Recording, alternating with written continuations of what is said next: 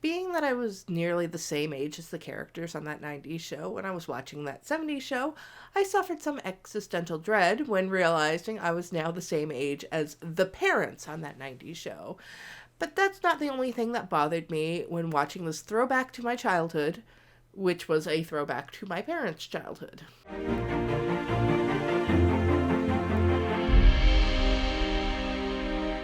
Hello, geeks, freaks, and all those unique. This is Emcee Frodis. That 90s show is the latest of the slew of sitcom sequels of things I watched growing up. This sequel follows Leia Foreman, daughter of Eric and Donna, as she spends the summer in Point Place, hanging out down the street, doing the same old things they did back in the 70s. But there were more than a few things that stuck in my head that frankly I'm trying to process through. Leia's birthday. That 70s show ended on New Year's Eve 1979, with the 80s just about to be rung in, ending before they had to acknowledge the existence of that 80s show. This is an issue because of when the show takes place. The series takes place during the summer of 1995. Our protagonist Leia turns 15 in the 6th episode, The Birthday Girl. So the problem with this is that the 6th episode roughly takes place in mid-August 1995, which means she was born in August 1980. But Eric doesn't return from Africa until December 1979, which is only 8 months between. Now, I'm not an expert on pregnancy, but I'm pretty sure that's not enough time for a kid to cook. I mean, maybe Donna got pregnant as soon as Eric got back, in a fit of happiness at his return. Because certainly the other option, yikes. It's not completely out of the realm of possibility, but I really think they should have added another year onto things.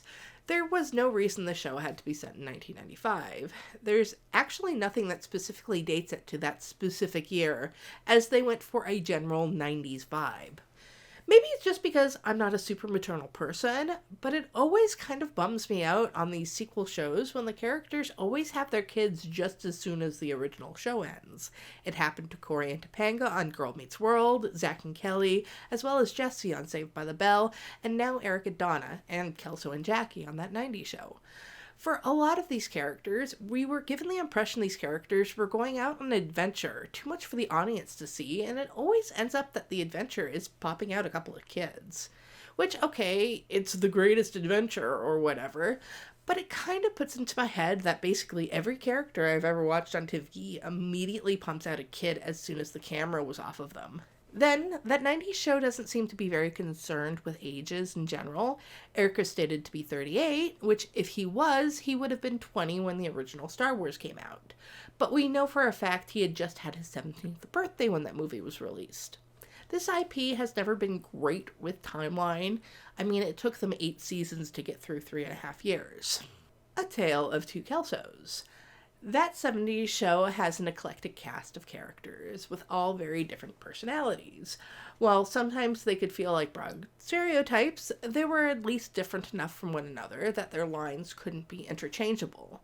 This holds mostly true in that 90s show. Of course, this was accomplished by mostly having quote-unquote modern analogs to the original characters. Leia is a gender-flipped version of her father, being socially awkward and the focal character.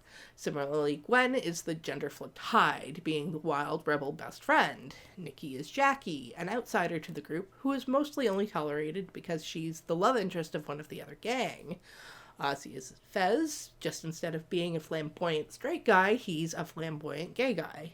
Nate is Kelso, a dim-witted guy kowtowed by his girlfriend. The outlier to this is Jay. Aside from being Leia's love interest, he shares little in common with Donna Pinciotti. The character he shares the most in common with is, well, right there in his name. As Kelso's son, he's given more than a few of Kelso's characteristics. This is jarring because we already have a Kelso character in Nate. While in the first episode we're told Jay is very intelligent, there's not a whole lot of evidence of this within the show itself. Instead, things are mostly focused on Jay as a romantic interest, not really getting into his depths. Oftentimes, when he and Nate are interacting, it feels like their lines could be interchanged. It's quite possible the reason I felt like this is because Kelso was always one of my least favorite characters on that 70s show. I never found him that funny, nor did I think Ashton Kutcher was all that charming. In fact, I think the only time I ever cared about Michael Kelso was when he grew up to be Spock. So that might be affecting me. But I just found it a choice to double down on one of the original archetypes. It's weirdly patriarchal. Being focused on a female protagonist with more women in the main cast, there is a surprising patriarchal air in that 90s show. Whose people's fathers are matter a lot more than their mothers. This is no more obvious than with Jay. As mentioned above, he is very much put into that Kelso mold. We're given a mention that he's got the brains of his mother, but one thing I noticed, we're not actually told who his mother is. We all assume that this is referencing Jackie, but honestly, again with Jay we fall into the same timeline problem as with Leia. It's much less likely that Jackie and Kelso conceived Jay on New Year's Eve 1979, meaning Point Place apparently had a slew of premature babies in 1980.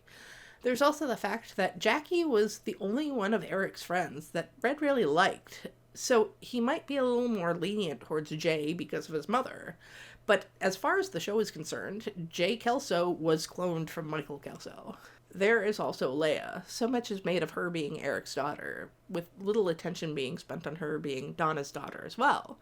It's mentioned as a joke in episode 1, her inheriting Donna's jump shot, and it's brought up by Bob in the birthday episode. But looking at Leia as a character, she's entirely Eric's daughter. I mean, just look at the name. Part of this might be because Leia is staying with Eric's parents, but it stood out to me, especially because Donna makes more appearances on the show, with Topher Grace only appearing in the first episode. Even outside of the legacy characters, there's more attention spent on Gwen and Nate's relationships with their fathers, despite their mother actually being part of the recurring cast. I would really like to see more shows that focus on the relationship between mothers and their children, as so often mothers just end up being treated as incubators for children. While there's some nice stuff with Donna, particularly when Donna believes Leia is planning to have sex, I would like to see more in the future. Nerfing queerness. Considering it came out in the mid-90s and was set in the 70s, that 70s show was surprisingly progressive in terms of gay content. The show is credited as having the first male-on-male kiss on primetime television in the episode Eric's Buddy, where Joseph Gordon-Levitt's Buddy character makes a pass at Eric. On top of this, the very first episode of the show, that 70s pilot, has the gang go to a Todd Rundgren concert with their gay mechanic, who was not treated as any sort of stereotype. I'm not saying it was a bastion of representation. Certainly the show later on got into some very 90s homophobic content in regards to the relationship between Fez and Kelso. But now they are doing a show filmed in the 2020s. It would be nice to see some more progression. There was an attempt made, I will give it that. Ozzy is a comfortably open gay kid. He is openly gay in a way that is fitting for the time. I say this as someone who did come out as queer in 1998. For a teenager, it was not uncommon to be totally open with your friends, but very vague with adult-type people. And I do think Ozzy's coming out to Kitty was a very sweet storyline, and probably one of my favorites of the series. However, all of that being said, they didn't really make an attempt to have Ozzy's sexuality be anything more than a character trait. He's the sassy member of the group, because he's gay. But his boyfriend is literally from Canada. Are you kidding me with this? Ozzy's friends aren't even certain that Etienne actually exists.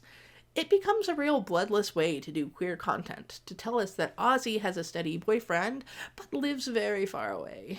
What makes it even worse is that Leia and Gwen clearly have more chemistry between one another than Leia and Jay. During the episode where Leia was trying to get her first kiss, I really expected Gwen to get frustrated by Leia's attempts to find a guy to kiss, and then just lay one on her. It didn't have to develop into a full-blown relationship, but honestly, I would have been fine if there had been no romance at all for Leia during her summer, and she'd been more defined by her friendships with the rest of the cast, rather than her relationship with Jay. While I do acknowledge that queer content was put into the series, it is really hard to give hero cookies for what feels like a lackluster attempt. The tragedy of Jackie Burkhart. This is the point that actually really bothers me, and was the source of me making this video. Poor Jackie. Why does this IP continue to do you so damn dirty? Jackie was the character who grew up the most over the course of that 70s show. initially seen as an annoying attachment to Kelso, she ends up maturing and changing over the course of the show, becoming Donna's best friend and a more integral part of the group. She shows her hidden depths of her intelligence and deep down her kindness. A lot of this came from her opposites attract pairing with Hyde. Her character is pretty quickly dismantled in the end of season 8 when she's suddenly obsessively into Fez, and they actually end up the show as a couple. Things go even further into this character assassination on that 90s show when it's revealed very quickly, extremely quickly if we've decided to believe that Jay is actually her son. She decided to cheat on Fez with Kelso, and then they got married, then divorced, then married, then divorced, before marrying again at the end of the first episode of that 90s show. As we see during her brief cameo, Jackie has also reverted completely to being the shrill, domineering character as seen in the first season of that 70s show. Now, I know why they did this. One, they wanted to get rid of the Fez and Jackie plotline because it was so incredibly unpopular. Don't blame them for that, but if you really wanted to get rid of it, you didn't have to mention it at all. Two, we're not going to mention Hyde because Daniel Masterson is a piece of garbage who is currently on trial for his many crimes against women. I would argue you can still mention Hyde in passing because while we don't want that trash actually on the show, Hyde isn't Masterson and was an integral part of the show, being Red and Kitty's adoptive son.